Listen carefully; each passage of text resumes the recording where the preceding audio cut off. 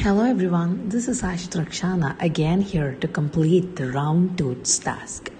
As for today's level 2, we have been asked to identify the resources of respective villages, districts and states and also ways to utilize them in a correct way in order to make India a developed nation. So in this video, I'll tell you all about the resources that could really help India into booming up into a better nation in this world. So as far as concerned, there are 6 major resources that could really help India's future. So starting from the energy resources, as India is aiming to attain 175 gigawatts of renewable energy, which would consist of 100 gigawatts from solar energy, 10 from biopower, 60 from wind and 5 from small hydropower plants by the year 2022, Tamilnadu alone can help them in a very sustainable way. Believe it or not, Tamilnadu is a topmost wind producer who could really satisfy India more than required. As of 2017, Tamil Nadu has also standed as the top third most in producing solar power. So the basic point over here is that Tamil Nadu can literally support India in this sector without any additional further supports. It can also help in nuclear power as Tamil Nadu has the biggest power plant in the entire India, with an installed capacity of around 2000 megawatts. Without even expanding and collapsing the problems and causing problems to the villagers, there is a small hope that Kudankulam can still function without really causing problems and help to grow India in a sustainable manner. So the next thing that we are about to see is the forest resources. The state has around 2.14 million hectares of forest area, which comprises 16.5% of the land area of the state.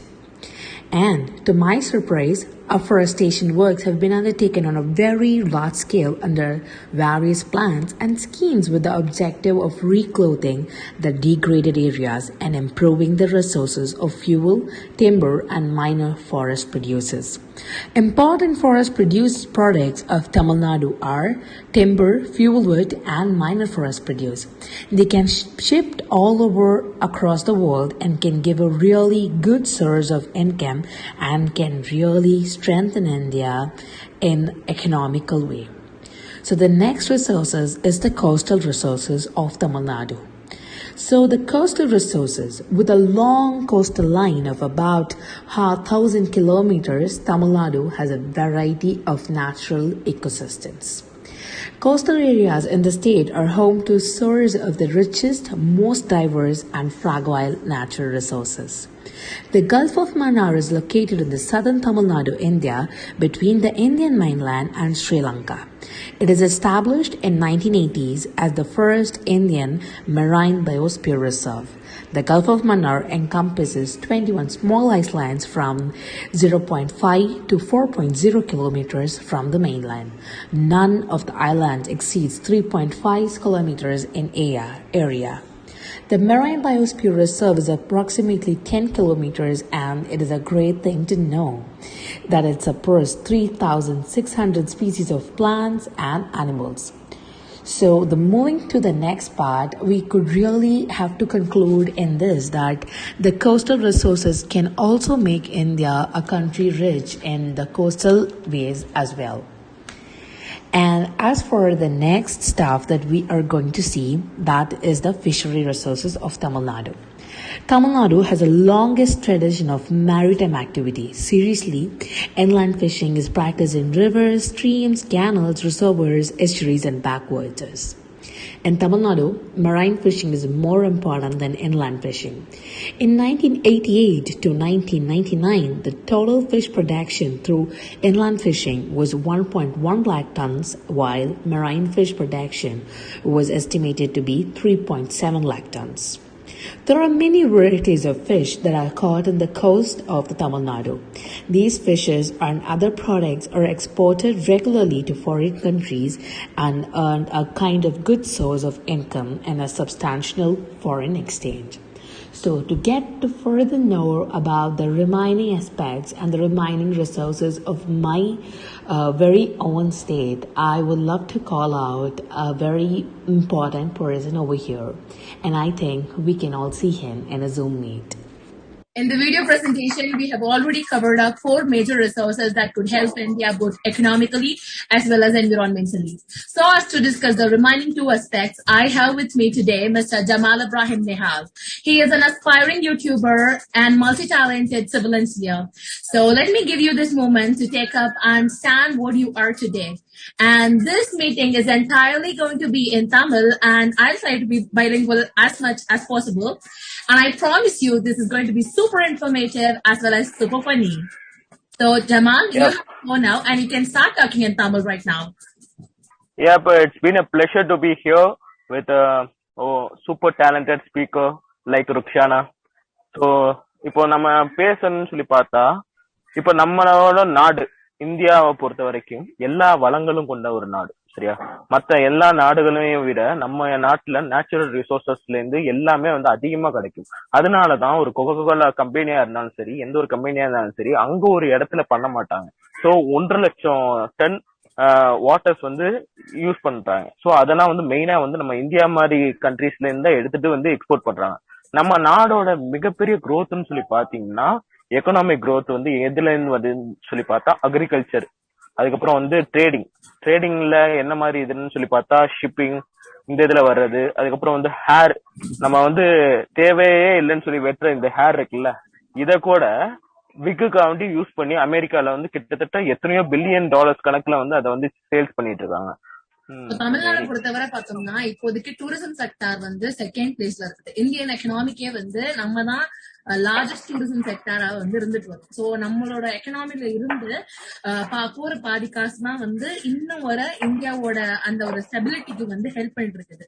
So இந்த tourism செக்டாரை பத்தியும் நம்மளோட India எந்த அளவுக்கு வந்து நம்மளோட தமிழ்நாடும் எந்த அளவுக்கு வந்து இந்தியாவுக்கு இந்த மாதிரி செக்டர்ல வந்து ஹெல்ப் பண்ணுது அப்படிங்கறத பத்தி கொஞ்சம் சொல்லுங்க. கண்டிப்பா. ஏன்னா வந்து மகாபலிபுரம் இந்த மாதிரி எத்தனையோ நீங்க டெம்பிள் சைட்ல பாத்தீங்கன்னா அங்க உள்ள ஆர்கிடெக்சர்னா இருக்குல்ல, அதெல்லாம் வந்து இன்னும் வரைக்கும் ஒரு மிகப்பெரிய ஒரு சிவில் இன்ஜினியரா சரி, ஆர்கிடெக்சரா இருந்தாலும் சரி, அந்த இது எப்படி இந்த மாதிரி ஒரு கல்லு, தஞ்சாவூர் பெரிய கோயில் இந்த மாதிரி பெரிய இதுனா இருக்கு. இங்க வந்து 80 டன் வெயிட் உள்ள அந்த கல்லு எப்படி அவ்வளோ உயரமான ஒரு இடத்துல கொண்டு போய் வச்சாங்க, எந்த ஒரு மாடர்ன் எக்யூப்மெண்ட்ஸும் இல்லாம எப்படி அவ்வளவு பெரிய இடம், அதுவும் திருச்சியை சுத்தி எந்த ஒரு ஏரியாலயுமே இந்த மாதிரி ஒரு கல்லு இல்லைன்னு சொல்லி ஒரு ஜியாலஜிக்கல் டிபார்ட்மெண்டே வந்து இது பண்றாங்க. எப்படி இவ்வளவு பெரிய டர்ன் வந்து கொண்டு வராங்க. சோ அந்த அளவுக்கு நாலேஜ் வைஸாவும் சரி, நம்ம நாடோட வளங்கள் அதிகமா இருக்கு.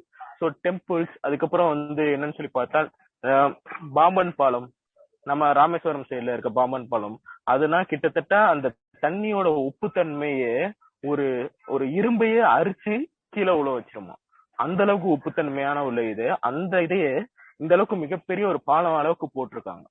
சோ அதுவே இன்னும் வந்து மெய் சிலக்க வைக்கிறது. அதுக்கு மேல நம்ம கீழக்கரைன்னு நீங்க பார்த்தா கூட ஜும்மா பள்ளின்னு சொல்லி சொல்லுவாங்க. அந்த பள்ளியோட டிசைனே கொஞ்சம் டிஃப்ரெண்டா இருக்கு. எப்படின்னு சொல்லி பார்த்தா ஹிந்து கல்ச்சர்ஸ்ல கட்டுவாங்கல்ல கோயில், டெம்பிள், அந்த கல்லோட இதுக்கு ஒரு சின்ன ஷார்ட் ஸ்டோரி இருக்கு. ராம்நாடு மன்னர் வந்து கிழவர் சேதுபதினு சொல்லிட்டு ஒரு மன்னர் இருந்தாப்ல. அவங்க வந்து ராமேஸ்வரம் சைடுல ஒரு கோயில் கட்டி மீதம் உள்ள கல்ல வந்து வள்ளல் சீதக்காரி அப்படின்றவங்க கீழக்கரையில ரொம்ப பேர் புகழ் பெற்றவங்க, அவங்க நண்பர்ன்ற ஒரே காரணத்துக்காண்டி மீதமுள்ள கல்ல கொடுத்து இந்த பள்ளிவாசலை கட்டினாங்க. சோ இந்த பள்ளிவாசலோட ஆர்கிடெக்சர் வந்து கிட்டத்தட்ட சிமிலியர் டு டெம்பிளோட ஆர்கிடெக்சரா இருக்கும். பட் இதுல என்ன ஒரு டிஃபரன்ஷியேட்னு சொல்லி பாத்தீங்கன்னா, இங்க வந்து எந்த ஒரு உருவப்படமும் இருக்காது. பட் அந்த கல்லோட அமைப்பு எல்லாமே அப்படியே அக்யூரேட்டா இருக்கும். இதுவே ஒரு ஹிந்து முஸ்லிம் யூனிட்டியை வந்து காமிக்கிற ஒரு இதா, ஒரு சிம்பிளா இருக்கு. சோ அதுக்கப்புறம் தாஜ்மஹால் இருக்கு. நிறைய பேர் அதை பார்த்து இன்னும் வியங்குறாங்க, இப்படி ஒரு இதை வந்து அந்த டைம்ல கட்டியிருக்காங்க அப்படின்னு சொல்லிட்டு பார்த்தாங்க. சோ இந்த மாதிரி டூரிசம் செக்டர்ல நம்ம இதுல வந்து அதிகமா இருக்கு. அதுக்கு மேல கேன்சர் இன்ஸ்டிடியூட் சென்னையில இருக்க கேன்சர் இன்ஸ்டிடியூட் மட்டும்தான் கிட்டத்தட்ட எத்தனையோ ஃபாரினர்ஸ்ல இருந்து எல்லாருமே விசிட் பண்ண வருவாங்க. ஏன்னா அங்க இருந்து மெயினா தமிழ்நாடு இந்தியால உள்ள டாக்டர்ஸ் தான் இருக்கலயே ரொம்ப குவாலிஃபைடான டாக்டர்ஸ். இப்ப ஃபாரினர்ஸ்ல இருந்து வந்தவங்க கூட இப்ப இந்தியன் டாக்டர்ஸ் தான் ரெஃபர் பண்ணுவாங்க. நீங்க இந்தியன் டாக்டர்ஸ் நீங்க வேர்ல்ட்ல எங்க தேடினாலும் குறைஞ்சது 50% இந்தியன் டாக்டர்ஸ் ஆச்சும் இருப்பாங்க. எப்படியாவது. சோ அந்த அளவுக்கு எஜுகேஷனும் இம்பார்ட்டண்டா இருந்த ஒரு இதா இருந்துச்சு.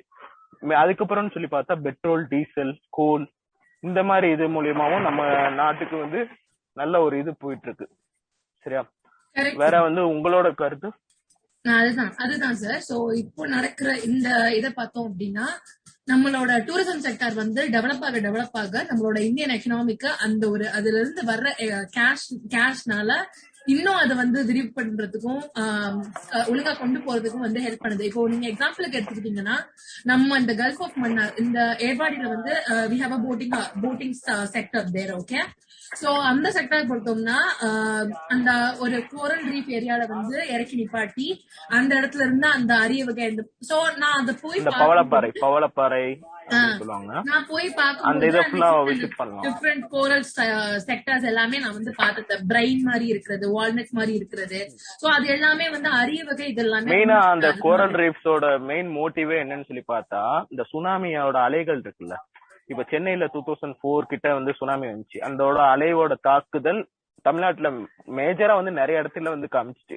பட் நம்ம ராமேஸ்வரம் சைட்ல இந்த சைட்ல வந்து என்னன்னு சொல்லி பார்த்தா இந்த கோரல் ரீஃப்ஸ் அதிகமா இருக்கிறதுனால அந்த தாக்கம் கொஞ்சம் கம்மியா காமிச்சிச்சு. சோ மேக்சிமம் அந்த அலையோட இது வந்து அது மேல மோத அதோட அலையோட ஸ்பீடு வந்து கம்மியாயிரும். சோ இதுவே நம்மளுக்கு வந்து நிறைய ஒரு நல்ல ஒரு யூஸாவும் இருந்திருக்கு. சோ இப்போ நம்ம அடுத்த செக்டார் பத்தி பார்ப்போம். டூரிசம் செக்டார்ல இப்போ எந்த அளவுக்கு இருக்குது அப்படின்னு தெரிஞ்சிருச்சு. ஏன்னா இப்போ நம்மளோட டூரிசம் எக்கனாமி தான் மொத்த டோட்டல் இந்தியாவுக்குமே வந்து செகண்ட் இடத்துல இருந்து 21.37% டொமஸ்டிக்ல, ஃபாரின்ல பாத்தீங்கன்னா 21.87% இந்த அளவுக்கு வந்திருக்கு. சோ இது வந்து நீங்க இந்தியால கம்பேர் பண்ணும்போது பெரிய நம்பர். சோ ஒரு 1-2 கிடையாது, 2 டிஜிட் நம்பர்ன்றப்போ பெரிய இதா இருக்கு. சோ அந்த தாக்கம் வந்து பயங்கரமா இருக்கு. நம்மளோட ஜிடிபியே வந்து it's like around $600. So like $600 million, $billion. Yeah, so it's kind of huge. It's good to hear about those and all. And now we are further about to go drag into the next sector, and that is about the export sector we have. So basically we are those kind of people who export kind of turmeric, spices stuff and all. What is your maximum spices? மெயினா வந்து நம்ம பிரிட்டிஷ்காரங்க நம்ம இதை rule பண்ணும் போது நிறைய விதமான spices பார்த்து இப்படி ஒரு ஸ்பைசஸா, இந்த மாதிரி ஒரு விஷயத்த நான் பார்க்கவே இல்லையே அப்படின்ற மாதிரி சொல்லி நிறைய ட்ரேட் பண்ணதே ஃபர்ஸ்ட் ஸ்பைசஸா தான் இருந்துச்சு. அதுக்கப்புறம் தான் ஈஸ்ட் இந்தியா கம்பெனி வந்து நிறைய டைமண்ட்ஸ் எடுத்தது. இந்த மாதிரி நிறைய ஹிஸ்டரி இருக்கு.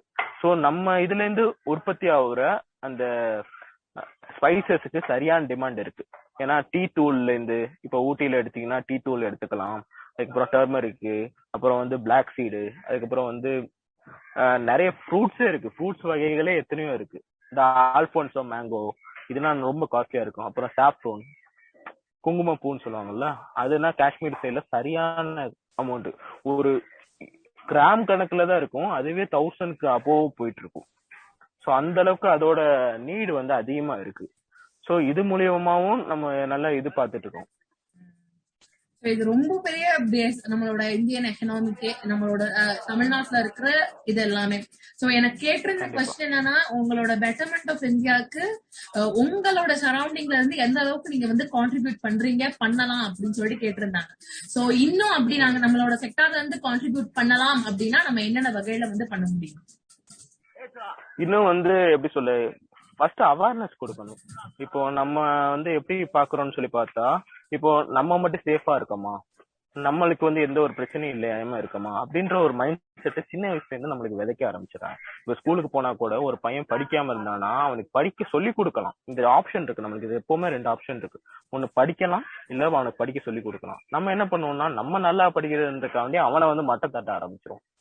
சோ இந்த மாதிரி ஒரு மைண்ட் செட்லயே நம்ம வர்றதுனால நம்ம அவுட் சைட்ல வந்து எவன் என்ன நம்மள பாத்துக்கணும் இப்படின்ற ஒரு மைண்ட் செட்டை ஃபர்ஸ்ட் உடைக்கணும். ஃபர்ஸ்ட் அந்த ஸ்கூல் செக்டார்ல இருந்தே நம்ம அதை வந்து சேஞ்ச் பண்ணணும். 2வது இந்த ஃப்ரீ கேம்ப் மாதிரி வந்து நம்ம அலாட் பண்ணணும். லைக் எப்படி சொல்லணும்னா, ட்ரேடிங்க பத்தியோ இத பத்தியோ அவங்களுக்கு புரிதல் வந்து கரெக்டா கொடுக்கணும். இப்போ உங்களோட அந்த அவேர்னஸ் இருக்கணும் அப்படிங்கிறது இது வந்து கம்ப்ளீட்டா அக்செப்டபிள். பிகாஸ் இந்த ஒரு சிச்சுவேஷன்ல அவேர்னஸ் மாதிரி வேற எதுவுமே அவங்களுக்கு வந்து ஹெல்ப் பண்ணாது. அதே மாதிரி செல்ஃப் என்டர்பிரினர்ஸ் வந்து நிறைய பேர் வந்து வரணும் அப்படின்னு நீங்க சொல்றீங்க. So you are a start with that. Like நீங்க ஒரு செல்ஃப் என்டர்பிரினரா நீங்க உங்களோட லைஃப்ல இன்னவரை நீங்க வந்து அச்சீவ் பண்ணிட்டு இருக்கீங்க. அண்ட் ஐ விஷ் நீங்க இன்னும் உங்களோட ஜேர்னில வந்து நிறைய சக்சஸ் வந்து உங்களுக்கு கிடைக்கணும் அப்படின்னு விஷ் பண்றேன். அண்ட் எல்லா தேங்க்ஸ் ஃபார் தட். அதுக்கு மேல இந்த மாதிரி ஒரு ஒண்டர்ஃபுல் ஆப்பர்ச்சுனிட்டி நீங்க எனக்கு கொடுத்ததுக்கும் ரொம்ப நன்றி. ஏன்னா வந்து இப்படி ஒரு வாய்ப்புகள் வந்து எல்லாருக்குமே கிடைக்குமான்னு தெரியல, கிடைச்சாலும் எல்லாரும் யூஸ் பண்ணிப்பாங்களான்னு தெரியல. So thanks for that. Have a good day. It was a pleasure having you.